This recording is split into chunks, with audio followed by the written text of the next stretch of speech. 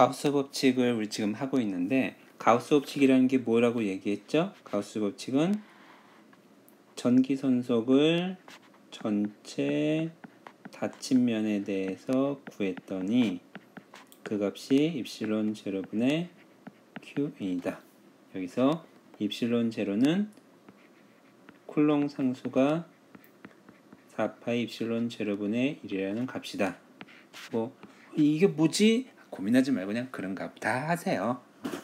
입실론 제로가 얼마인지는 저도 잘 몰라요. 물체마다 얼마인지는 크게 관심 있는 값이 아니니까, 그 물리에서는 절대적인 값 자체가 중요한 게 아니라 어떤 변인과 결과 사이에 어떤 관계가 있냐가 중요한 거고, 나중에 그 값 집어넣어서 계산해보면 결과가 나오겠죠. 그런 것들 이제 보통 공학 쪽에서는 이제 관심을 갖고 있는데, 저도 실제 값에 대해서 좀 우리가 인지를 하고 있을 필요가 있다. 이게 이제 실제 어느 정도의 크기고 그 크기가 어느 정도 영향을 주는지를 아는 것이 좋다라고 생각을 하고 있긴 하지만, 물리에서 기본적으로 관심 있는 것들은 이런 관계성이라고 하기 때문에 우리도 뭐 굳이 여기서 이걸 언급하지 않으려고 합니다. 왜냐하면 입실론 값 자체가 너무나 지저분한 값이에요. 실제 값이기 때문에.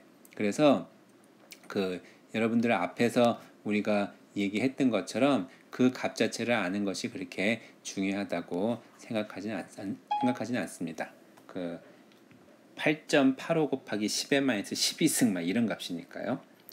자, 어쨌든 이 가우스 법칙을 이용해서 뭘 구한다라고 하면 바로 전기장을 구한다고 했어요.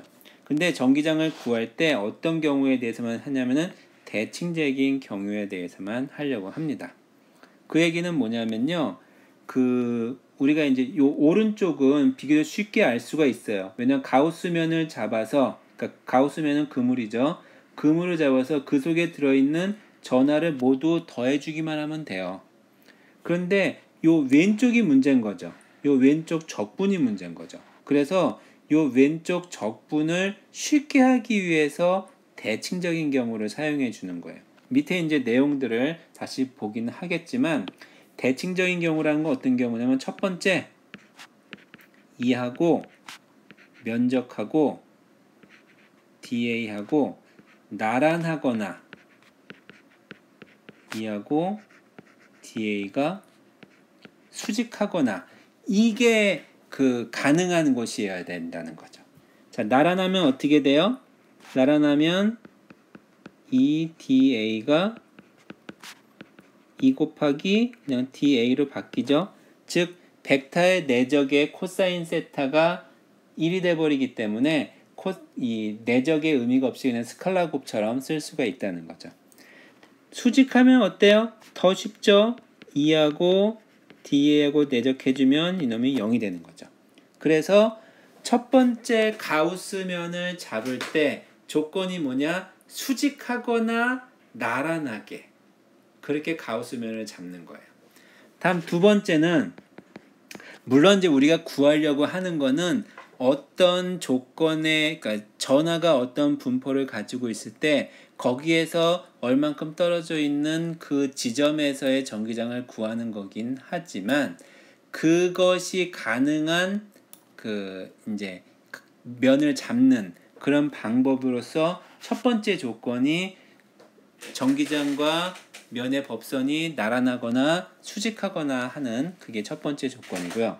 두 번째는 뭐냐면은 이 가우스면 위에서 전기장이 일정하게 잡아주면 또 쉽다는 거죠. 가우스면 위에서 전기장이 일정하면은 어떤 장점이 있냐면은 적분 바깥으로 나갈 수가 있어요. 그래서 적분이 쉬워지는 거죠. 그래서 여러분들, 제가 처음에 전기장 구하는 거를 쉽게 하기 위해서 가우스 법칙을 사용한다고 하면서 가우스 법칙에 적분이 나오니까 여러분들은 그런 생각한 사람이 있을 거예요. 뭐 쉽게 한다 그랬더니 무슨 적분이야. 난 적분 진짜 싫은데. 맞아요. 적분이 쉬워요. 그러니까 쉬운 게 아니라 안 쉬워요. 적분이 어렵기도 하고 복잡하기도 하고, 그래서 적분을 하는 여러 가지 방법들을 나중에 여러분들이 물리를 더 많이 하게 되면은 공부를 하게 될 텐데, 우리 과 내에서는 그렇게 많이 하지는 않을 거예요. 어쨌든 그 적분이 어려운데 그 적분을 쉽게 할 수 있는 방법을 우리가 여기서 이야기를 하려고 하는 겁니다. 자, 그래서 이런 두 가지 조건으로 가우스면을 이것이 가능하도록 문을 잡는다는 거죠. 그럼 여러분들 또 그 생각할 거예요. 이걸 가능한 가우스면을 어떻게 잡아? 가우스면은 이 케이스가 우리가 할 케이스는요, 한 3개 정도 케이스밖에 없거든요. 그 3개 정도 되는 케이스의 가우스면을 이렇게 잡아라. 그러니까 결국에는 3가지 케이스의 가우스면을 잡는 방법 3가지를 알면 돼요. 근데 제가 이걸 설명하는 이유는 뭐냐면은 그냥 그 각각의 케이스마다 가우스면을 잡는 방법을 그냥 알면 되는데 왜 굳이 그렇게 잡았을까라고 하는 궁금증을 있을까봐 제가 설명을 드린 겁니다. 우리는 이제 원리를 배우는 거니까. 자, 그래서 이걸 잡아주면 좀 쉽다라고 하는 걸 놓고 나서 이제 문장을 보도록 하겠습니다. 자, 첫 번째, 가우스면을 설정하면 전화분포의 대칭성을 이용해서, 이 전화분포의 대칭성이라고 하는 게 바로 요거 이가 일정하다는 걸 이야기하는 겁니다. 그래서 그러니까 전기장을 적분기호 밖으로 끌어낼 수 있어서 쉽게 계산이 가능합니다. 그래서 첫 번째 조건 뭐냐? 대칭성 때문에 전기장의 크기가 가우스면상에서 일정한 크기가 돼서 적분 바깥으로 빠져나갈 수 있게 하는 거. 두 번째, 전기장과 면적 요소의 벡터가 평행해서 스칼라 곱으로 주어지는 경우, 또는 수직해서 스칼라가 그러니까 대적하면 0이 되는 경우. 또 한 가지 있네요. 전기장이 가우스 면상에서 0이 되는 것. 그래도 이제 우리가 쉽게 할 수가 있죠. 근데 1, 2, 3번 가지고 웬만큼은 다 해결이 될 겁니다. 3번도 해결이 되는 게 있겠네요. 4번도 여기다 하나 더 쓸까요? 그러면 여기에다가 가우스면 위에서 윗상자 쓴 건데 좀 이상하네. 위에서 전기장이 제로. 자, 이렇게 되면은 또 3으로 쓸까요? 자, 이렇게 쓸 수도 있습니다. 자, 이렇게 해서 우리가 케이스 첫 번째 뭐 해줄 거냐면은 첫 번째가 뭘까? 9로 했나? 첫 번째 점전화. 근데 점전화는 우리가 가우스 법칙을 점전화해서 구했잖아요. 그리고 다시 점전화에도 적용시키니까 굳이 이게 뭐야? 라고 생각했을 텐데 어쨌든 점전화. 두 번째가 직선전화. 사실은 무한히 긴 직선전화. 세 번째가 판. 여기 어떻게 됐나? 두 번째가 9네. 두 번째를 9로 할까요? 두 번째 9. 세 번째 직선전화. 네 번째가 무한평면. 요 4개의 케이스에 대해서 해보고 나서 그거에 대한 응용 문제를 하나 풀어볼 겁니다. 그러면 이 가우스 법칙과 관련된 여러 임용고사에 출제된 문제들이 좀 있거든요. 그거는 제가 과제로서 여러분들한테 풀어볼 기회를 주도록 하겠습니다. 자, 첫 번째 점전화. 이걸 따로따로 그냥 할까요? 어떻게 할까?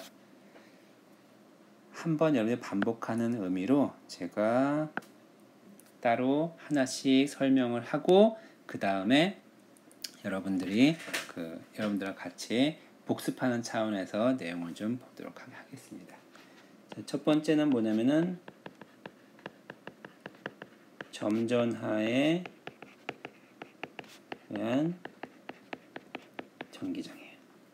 자, 뭐냐면 여기에 그림은 검은색으로일까요? 점전하 Q가 있습니다.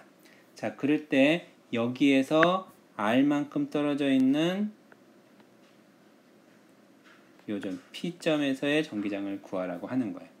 그러면 첫 번째가 뭐 하는 과정이 뭐예요? 가우스면을 잡아야 되는 거죠. 가우스면 어떻게 잡을까요? 가우스면 조건 있죠. 여기서 전기장과 그 다음에 가우스면의 법선 벡터가 서로 수직하거나 나란하거나 가우스면에서 전기장이 모두 값이 똑같거나 그런 또 가우스면 위에서 전기장의 크기가 0이거나 그런 걸 만족하는 가우스면은 어떤 게 있냐면요. 바로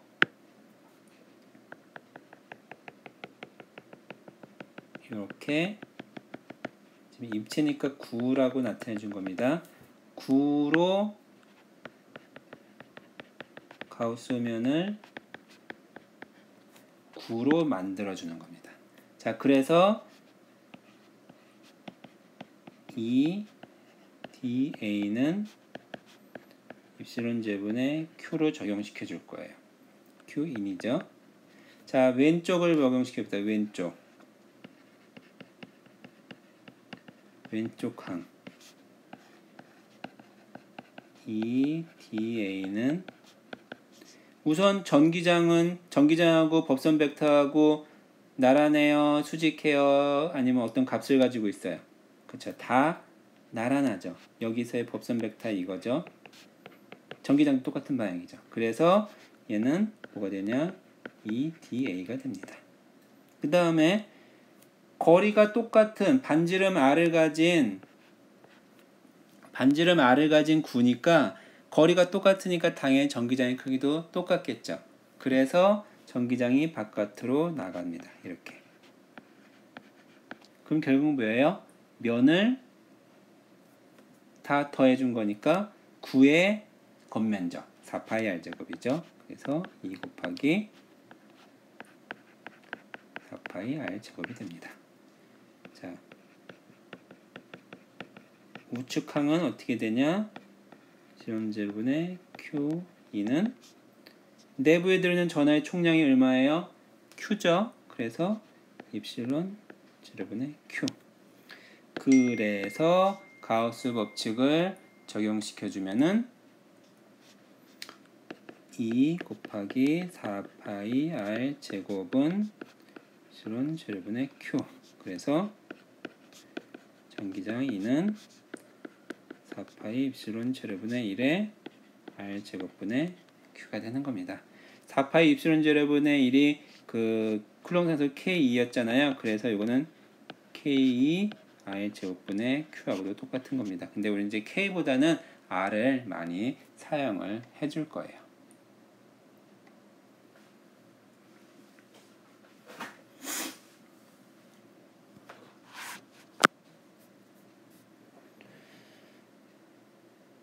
지금 여기에서 요만큼은 사실은 이만큼 별 필요도 없는 걸 쓴 거예요. 그래서 여기에서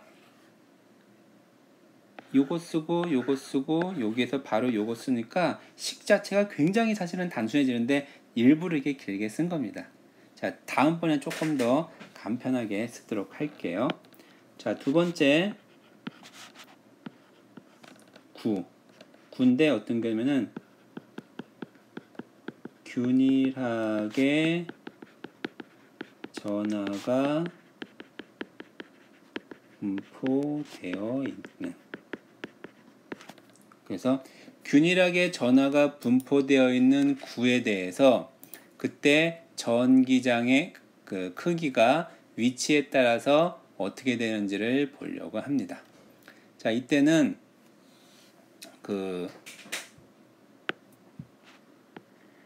이렇게 생긴 구예요. 구의 반지름이 R이라고 해봅시다. 자, 그럴 때 그 균열의 전하가 분포되어 있다고 할 때 우리가 여기다가 쓸 수 있는 방법이 이제 두 가지가 있는데, 방법이라고 하면은 전하 밀도를 제시해 줄 수도 있고요. 전하 밀도 로다 라고 쓸 수도 있고, 아니면은 전체 전하가 Q만큼 분포되어 있다 라고 해도 돼요. 둘 중에 하나만 줘도 되는 거예요. 근데 둘 다 줘도 되기는 하겠죠. 처음이니까 우리 여러분들 그 교재에 나와 있는 여기에는 뭐라고 되어 있냐면은 전하밀도 로로 전하가 Q 이렇게 돼 있다라고 되어 있어서 실제로는 둘 다 주어졌는데 하나만 주어줘도 돼요. 왜냐하면은 전하 밀도라는 건 뭘 나타낸다고 했었어요. 전하 밀도라고 하는 거는 부피분의 전하량이죠. 그래서 부피는 9니까 3분의 4 파이 r 3승 전하량 Q. 그래서 로는 3분의 4 파이 r 3승분의 Q. 이게 바로 전하 밀도의 값을 나타내 주는 겁니다. 자, 그러면 이제 구해 보도록 할게요. 얘는 이 반지름 라지 R로 되어 있는 구의 내부와 구의 외부의 그 전기장의 분포가 좀 달라요. 뭐냐 하면은 이 내부에, 그러니까 나중에 최종적으로 여러분들이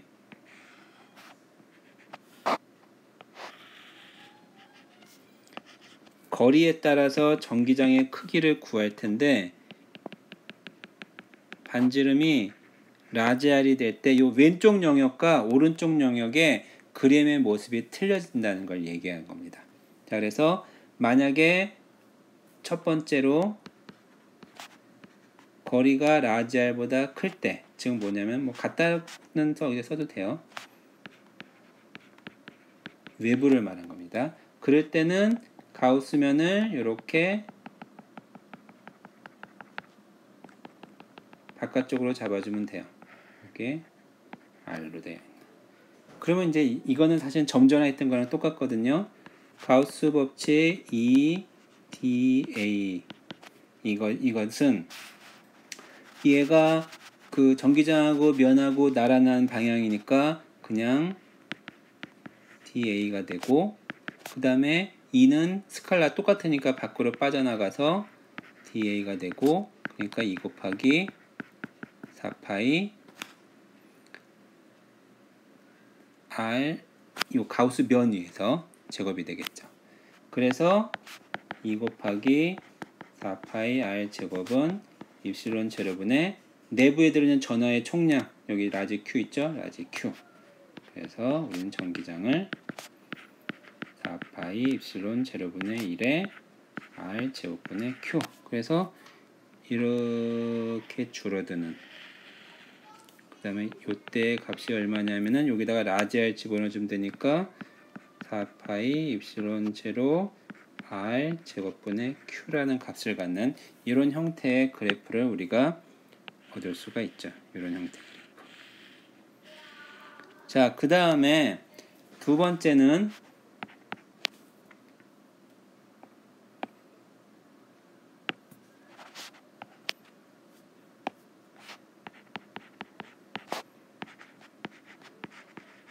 지금 뭐냐면 내부.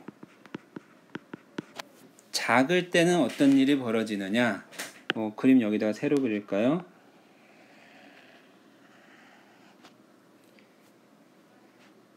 반지름 R로 되어 있는 요 내부에 어떤 요 지점, 요 P점, 요 지점에서의 전기장을 구한다라고 하면은 요거를 지나는 가우스면을 잡아주면 됩니다. 이렇게. 요게 이제 R이 되는 거죠. 그렇게 잡으면은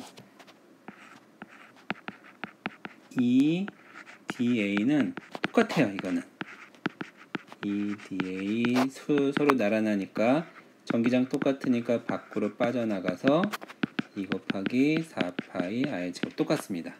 자, 그런데 입실론 제로분의 Q인 요거는요, 입실론 제로분의 1에 Q인이 뭐냐면 내부에 들어있는 전하의 총량이죠. 즉 뭐냐면은 요 안에 들어있는 전하의 양이 돼야 되는 거예요. 전체 전하가 라지 Q인데 얘는 크기가 작으니까 더 줄어들죠. 얼만큼 줄어들겠어요? 부피에 해당하는 만큼 줄어들죠. 그래서 원래는 정확하게 표현해 주면은 어떻게 해주냐면은 밀도 곱하기 부피가 바로 전하의 양이었잖아요. 밀도 곱하기 부피가 바로 그 부피 속에 들어있는 전하의 양이 되는 거죠. 그래서 얘의 밀도 로 곱하기 여기 부피는 3분의 4 파이 스몰 r 3승이 되는 거죠. 요게 바로 요만큼이 요 속에 들어있는 전하양이 되는 거죠. 자, 로는 아파에서 우리가 구했잖아요. 그래서 그걸 집어넣어주면은 제로분의 1에 3분의 4 파이 r 3승분의 3분의 4 파이 스몰 r 3승 곱하기 q 이렇게 되는 거죠. 그래서 얘를 다시 써주면요. 입실론 제로분의 1에 r 3승분의 스몰 r 3승 곱하기 q가 되는 겁니다. 그래서 요거하고 같다라고 놓으면은 2 곱하기 4파이 r 제곱은 이런 제로분의 1에 라지 r 3승 스몰 r 3승 q 여기서 r 제곱 요게 없어지고 r만 남죠. 그래서 2는 4파이 입실론 제로분의 1에 라지 r 3승분의 q 곱하기 r이 됩니다. 즉 뭐냐면은 요거는 상수죠. r에 비례하는 거예요. 그래서 그 스몰 r이 라지 r일 때 값은 4파이 입실론 제로분의 1에 r 제곱분의 q 요거랑 똑같으니까 요 지점과 이 점을 잇는 이렇게 되는 겁니다. 이렇게 전기장의 분포가 만들어지게 됩니다.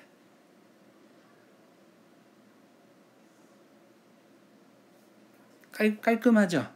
자, 그럼 여러분들 여기서 이걸 보고 어디서 많이 본 것 같은데 라고 생각하는 사람이 있을 거예요. 제가 그 수업 시간에 모두 완전하게 설명하지는 않았지만 요 내용들을 언급한 적이 있었는데 바로 뭐냐면요. 지구의 중력 가속도를 깊이에 따라서 구하면은 바로 이런 모양입니다. 지구가 이렇게 있으면은 이 지구의 가운데서부터 중력 가속도를 쫙 구하면요. 바로 요거하고 똑같은 모양이 만들어져요. 그래서 단위 질량당 받는 힘 그게 바로 힘이 mg고 질량 m 나눠주면은 g잖아요. 즉 중력 가속도가 전기장하고 왠지 느낌이 비슷한 그런 값이기도 합니다. 자, 어쨌든 뭐 자세한 것들은 나중에 또 보도록 하고요. 자, 그 다음에 세 번째 하나 더 추가할까요?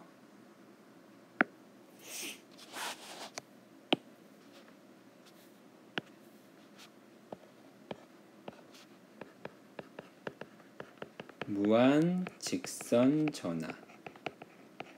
자, 왜 무한하다고 하면 유한하다고 하면은 좀 문제가 되는 부분도 있어서 근사를 하려고 합니다. 근데 무한한 게 있어요? 없죠? 그러니까 충분히 긴 거면 된다고 보면 돼요. 검은색으로 하기로 했죠. 이렇게 제가 있고 여기에 전하량이 얼마가 있다라고 쓸 수 있어요? 못 쓰죠. 왜? 무한하니까. 그래서 여기에는 전하 밀도를 줍니다.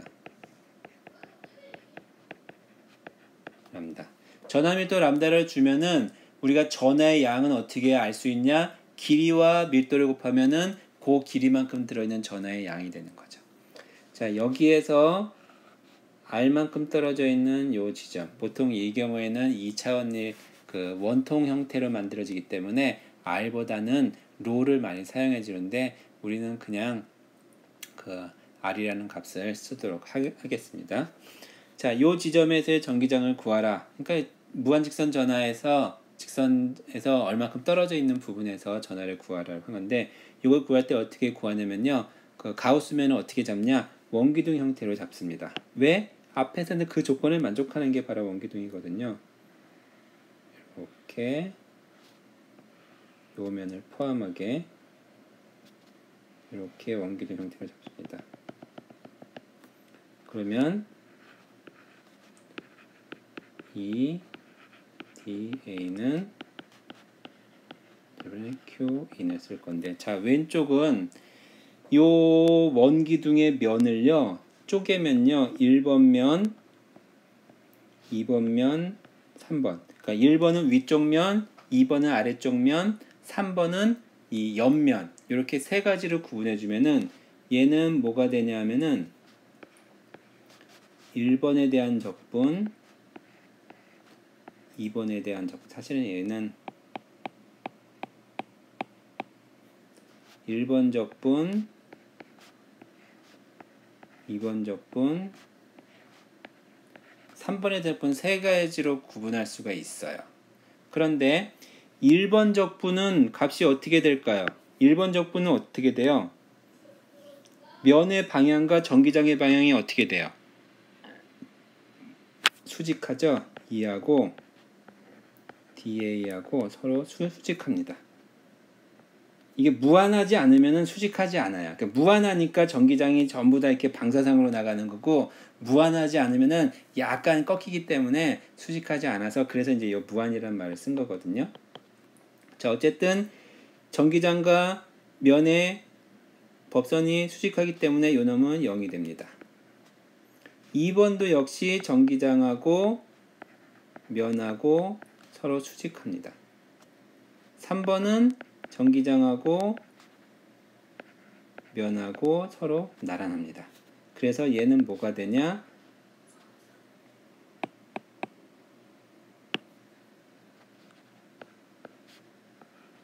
얘는 3번에 대해서 EDA가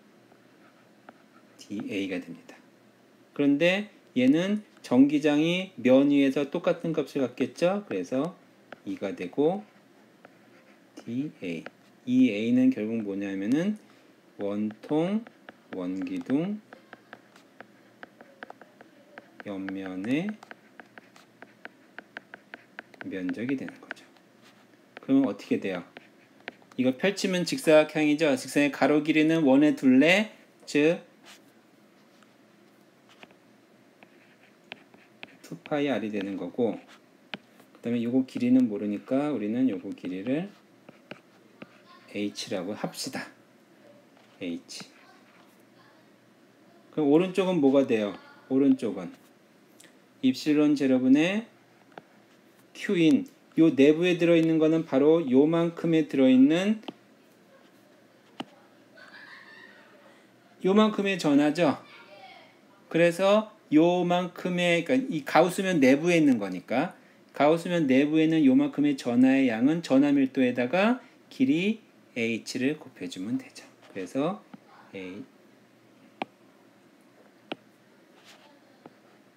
람다 h가 되는 겁니다. 그래서 2 곱하기 2파이 r 곱하기 h는 람다 h에서 h 없어져서 전기장은 잠깐만요. 여기 입실론 제로분의 2파이 입실론 제로분의 1에 r분의 람다 이렇게 되는 겁니다.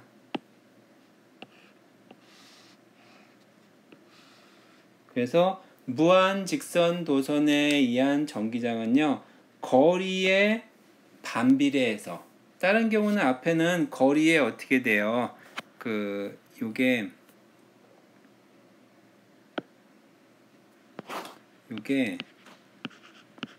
r 제곱분의 1에 반비례하잖아요. 얘는 r분의 1에 반비례하는 형태로 나타나게 됩니다. 요게 이제 무한 직선 전하에 의한 전기장을 가우스 법칙으로 구한 거고요. 자, 이번 이제 네 번째는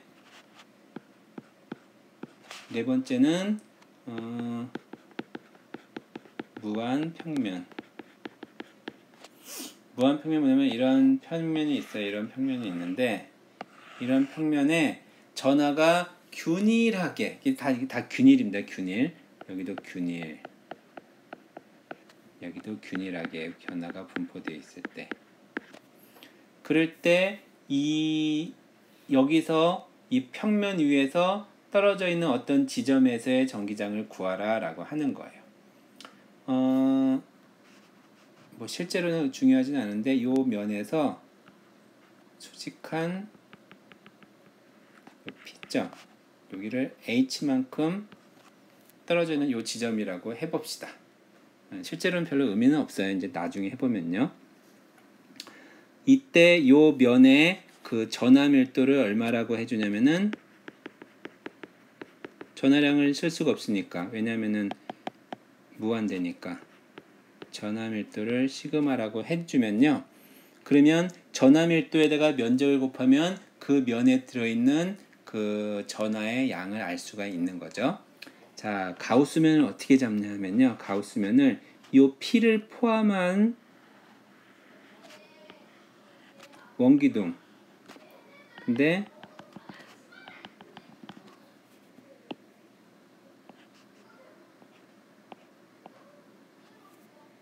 위쪽 면만이 아니라 아래쪽 면까지 뚫고 들어가는, 요 밑에도 H라고 될 수 있게 이렇게 위아래로 그 판을 뚫고 들어가는 원통 형태로 그 가우스면을 잡는 거예요. 닫힌 면을 잡아야 되니까. 여기 보는 것처럼 요 P점이 있으면 요렇게, 그러니까 요게가 원판 위에 있는 그 부분이라면은 그거 위쪽과 반대쪽을 잇는 요 원기둥을 잡는다라고 생각해 주면 돼요. 자, 그래서 우리가 가우스 법칙을 적용을 시켜 봅시다.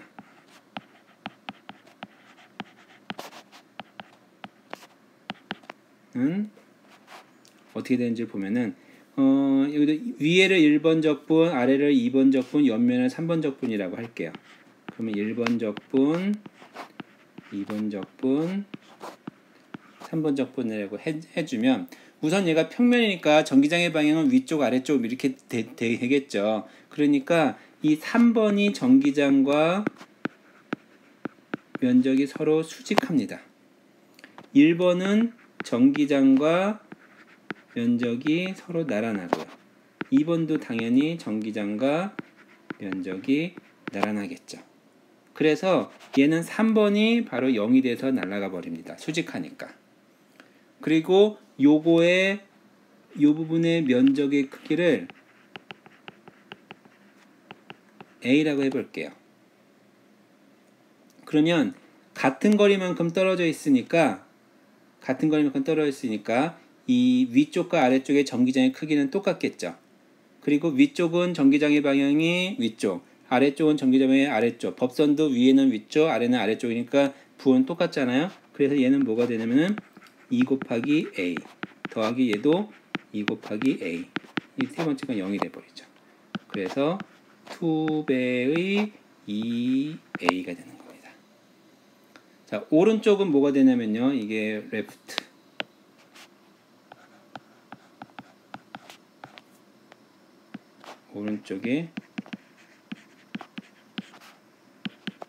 오른쪽은 뭐가 되냐면은 입실론 제로분의 Q인이었는데 이거 내부는 바로 요만큼의 전하죠. 이게 면 위라 했으니까. 그래서 전하 밀도가 시그마고 면적이 A니까 바로 시그마 곱하기 A가 그러니까 전하의 양이 되는 거죠.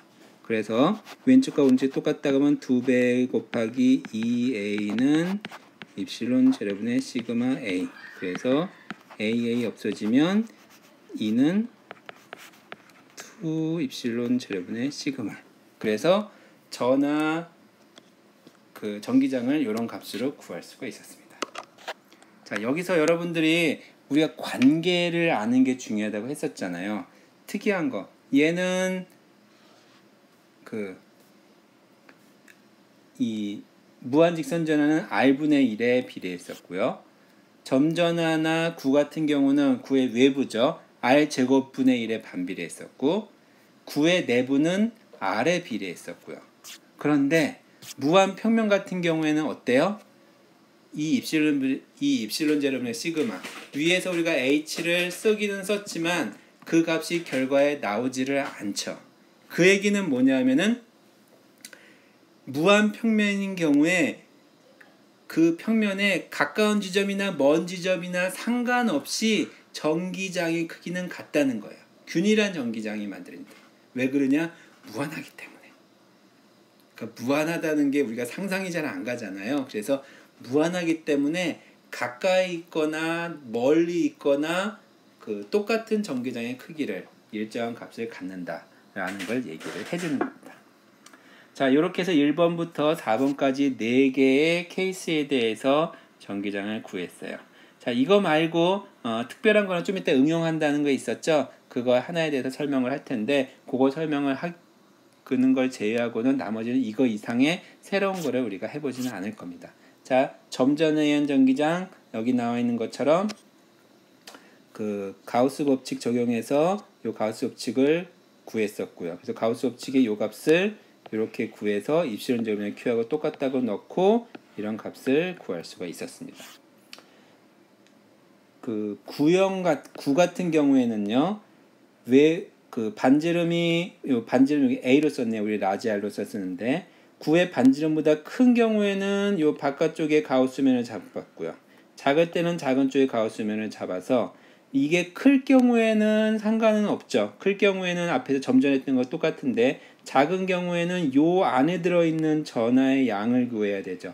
요 안에 들어있는 전하의 양은 부피 곱하기 그 전하 밀도를 이용해서 구할 수가 있어서 결과적으로 R에 비례하는 R 제곱의 반비라는 결과가 나온다는 거 계산 과정들 여기서 보면 될 것 같고요. 그 다음에 무한직선 전하 같은 경우는 그 원기둥 형태로 이렇게 가우스면을 잡아가지고 요 가우스면의 내부에 들어있는 요만큼이 바로 내부 전하죠. 그거는 요 길이 우리 H라고 쓴 데에는 L로 썼네요. L 곱하기 선전하 밀도 람다가 바로 여기는 요 값이 바로 전하의 총량이 되는 거죠. 그리고 여기서 윗면은 또는 아랫면은 전기장과 면 내 법선 벡터가 수직하기 때문에 적분하면 제로가 되고 옆면만 살아남죠. 이렇게 옆면만 살아남는데 옆면 펼쳐버리면 직사각형 형태고 이 세로가 요 L과 똑같고요. 요 가로 길이는 요 원기둥의 요 원통의 둘레죠. 요거는 반지름 R이면은 원주는 2πr이죠. 그래서 2πr 곱하기 H 여기는 R을 썼으니까 2πr 곱하기 L로 써서 R분의 1에 비례하는 이런 결과가 얻어지는 거고요. 그 다음에 원통형 대칭 전하 이게 무한평면이에요. 쉽게 말하면 무한평면 그러니까 면전하 밀도 시그마로 분포되는 경우에는 그 요만큼의 면을 포함하는 이런 원기둥 형태의 그 가우스면을 잡아주면은 위쪽 옆면은 전기장과 그 법선 벡터가 서로 수직하니까 없어져 버리고 요쪽 면과 요쪽 면만 살아남죠. 그래서 이때 면적을 라지 A라고 해주면은 여기 전기장 2 곱하기 A 뒤에도 2 곱하기 A 그래서 2EA가 되고 오른쪽에 있는 입실론 제곱분의 Q인에서 Q인은 요만큼에 대한 전하죠. 이거의 면적 A라고 했으니까 A 곱하기 시그마가 바로 총량이 돼서 우리는 이 입실론 제곱분의 시그마라고 하는 전기장의 값을 구할 수가 있는 겁니다. 바로 이 전기장의 값은 이 높이에 따라서 상관없는 값이라는 거 여러분들하고 얘기를 했었죠. 자, 그러면 이제 그 새로운 이제 복잡한 상황이라고 해야 될까요? 그거를 해석하기 위해서 이 도체라는 거에서 조금 더 보완을 좀 하려고 합니다. 도체는 전류가 잘 흐른다 이렇게 얘기를 했었잖아요. 자, 도체가 전기장적인 측면에서 도체가 어떤 의미를 가지고 있는지 얘기하면 우선 결론부터 얘기하냐면요. 도체는 내부에서는 전기장이 제로예요. 도체가 아니면은 전하가 박혀 있어서 움직이지 않는 거거든요. 그래서 균일하게 분포되어 있는 구 그러면은 내부에도 전하가 박혀 있는 거예요. 근데 균일하게 전하가 분포되어 있는 사실 도체는 균일하게 분포할 수가 그 모양이 대칭이면 균일해지고 모양이 대칭이 아니면 균일해지는 않거든요. 그래서 도체 같은 경우에는 내부에서는 전하가 전기장이 제로가 되게 됩니다. 그래서 그 도체는요 뭐냐면요 전자가 자유롭게 움직일 수 있는 거예요. 그러니까 자유롭게 움직일 수 있으니까 만약에 어떤 힘이 주어지게 되면 얘가 움직여 버리죠. 언제까지 움직이겠어요? 힘을 안 받을 때까지, 즉 평형이 될 때까지 움직이겠죠. 그래서 우리가 정전기적인 평형이라고 얘기를 합니다.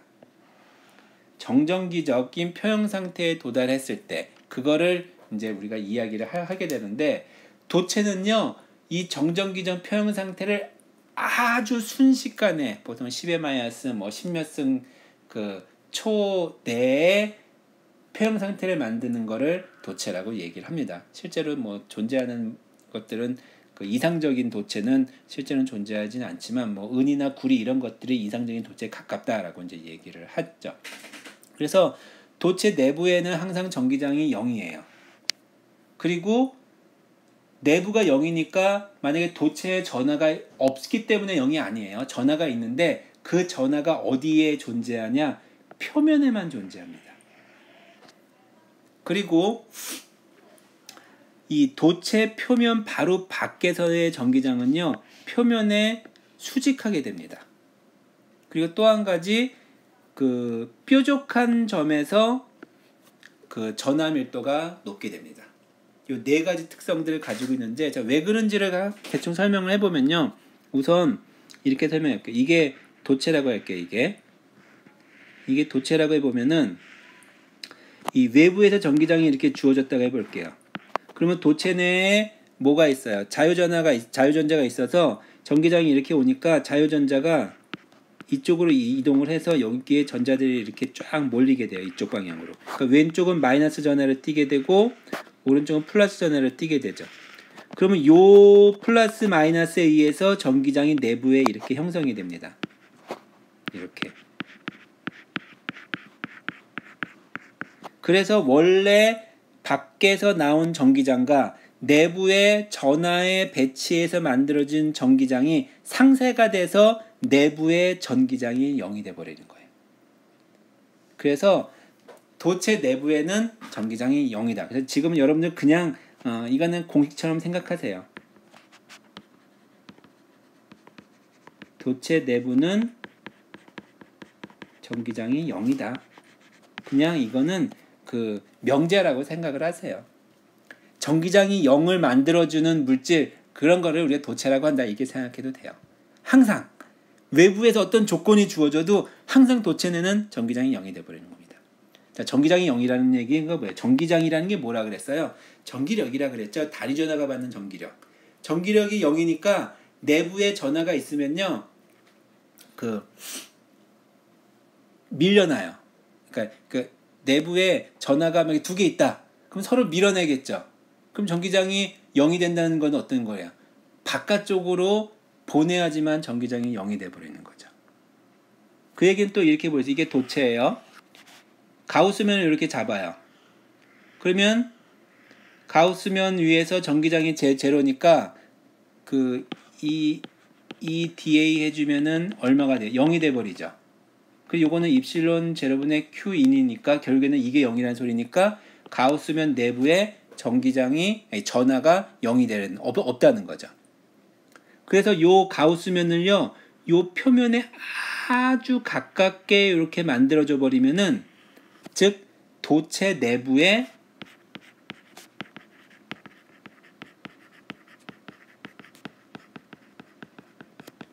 R자 전하가 없다라는 걸 의미하는 겁니다. 가우스면을 저렇게 잡아버리면 내부의 전하가 제로가 돼야 되니까. 자, 그러면 이제 전하가 표면으로 분포를 하게 돼요. 표면으로. 표면으로 분포하게 되는데, 만약에 전기장이 이렇게 삐딱하게 있다. 그 소리는 그 부분에 있는 전하가 저 삐딱한 전기장에 의해서 오른쪽이나 왼쪽으로 힘을 받는다는 걸 의미하는 겁니다. 그럼 아까 뭐라 그랬어요? 힘을 받으면 전하가 움직여야죠. 그런데 도체는 주로 자유전자지만 자유전자가 힘을 받아서 움직여서 안정된 상태가 되는 걸 도체라고 한다고 했죠. 그러니까 결국에는 표면에서의 전기장의 방향이 어떻게 돼야 되는 거예요? 그렇죠. 수직한 방향이 돼야 되는 거죠.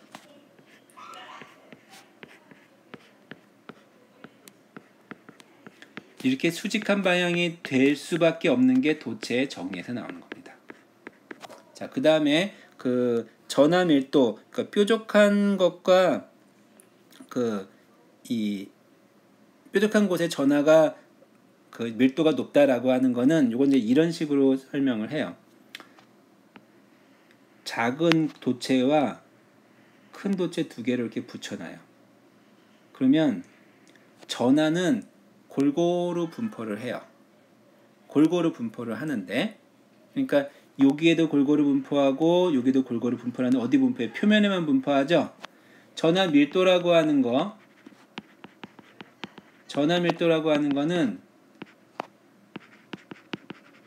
부피분의 전하의 양이죠. 근데 부피는 이걸 반지름이라고 하면 반지름의 3승에 비례하죠. 근데 그 전하는 표면에만 분포하니까 표면의 면적은 부피의 제곱에 비례하죠. 그래서 R분의 1에 비례합니다. 그래서 전하 밀도는 R분의 1에 비례하니까 이 밀도가 작은, 즉 뾰족한 곳에 전하 밀도가 더 높다. 뭐 이렇게 여러분들이 이해를 해도 될 것 같습니다. 자, 그래서 여러분들은 이 과정은 여기 페이지하고 이쪽 페이지에 설명이 나와 있는데 여러분들은 여기에서 뭐만 기억하면 된다? 도체 내부는 전기장이 제로다. 도체 내부의 전기장이 제로니까 R자 전하가 없고 도체 표면에는 수직한 방향으로 전기장이 분포한다. 그것만 여러분들이 기억을 하고 있으면 됩니다.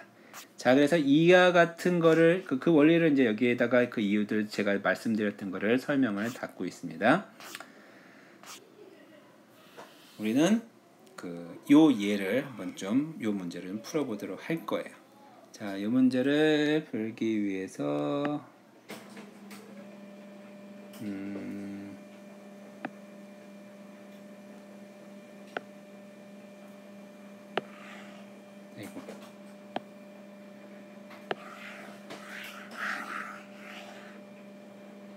색깔이 투명하게 돼버렸네.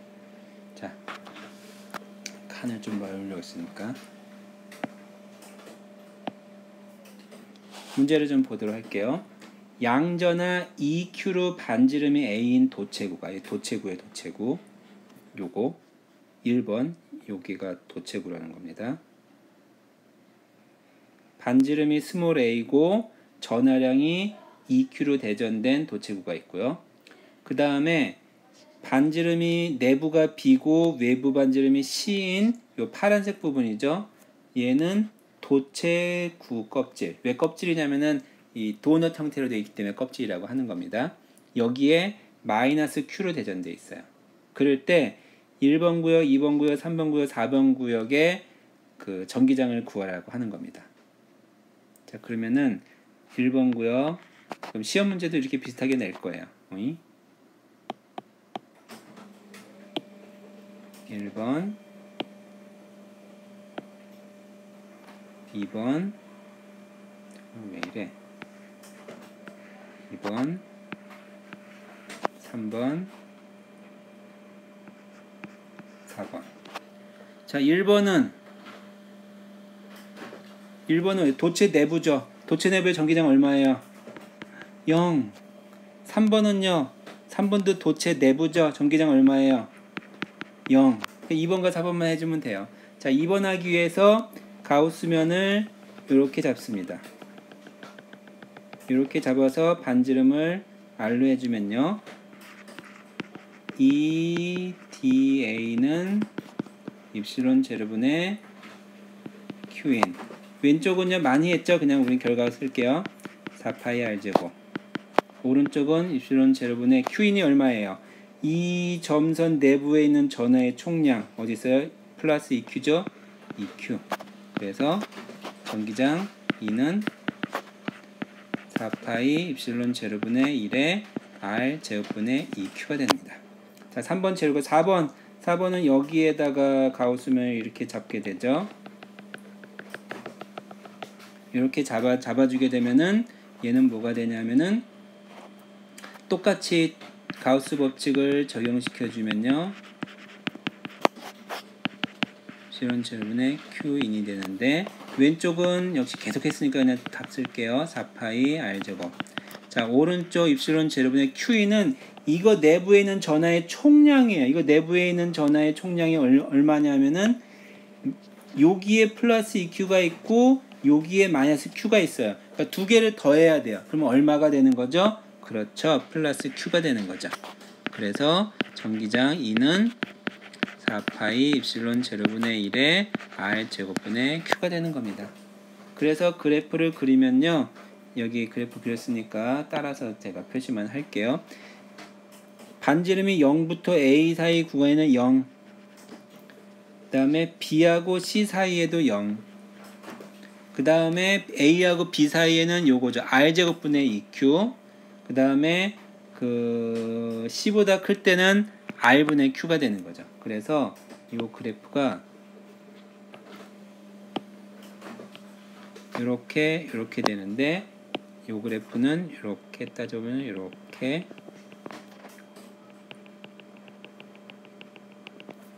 돼서, 에이, 좀 그래프 잘못 그렸다.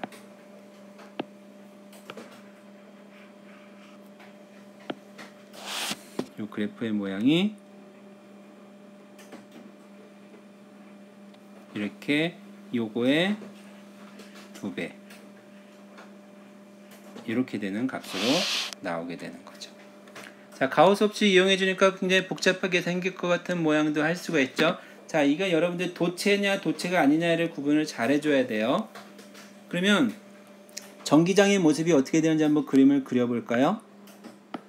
우선 반지름이 스몰 F는 0이었고 여기는 이제 플러스 EQ였으니 플러스였으니까 전기장이 이렇게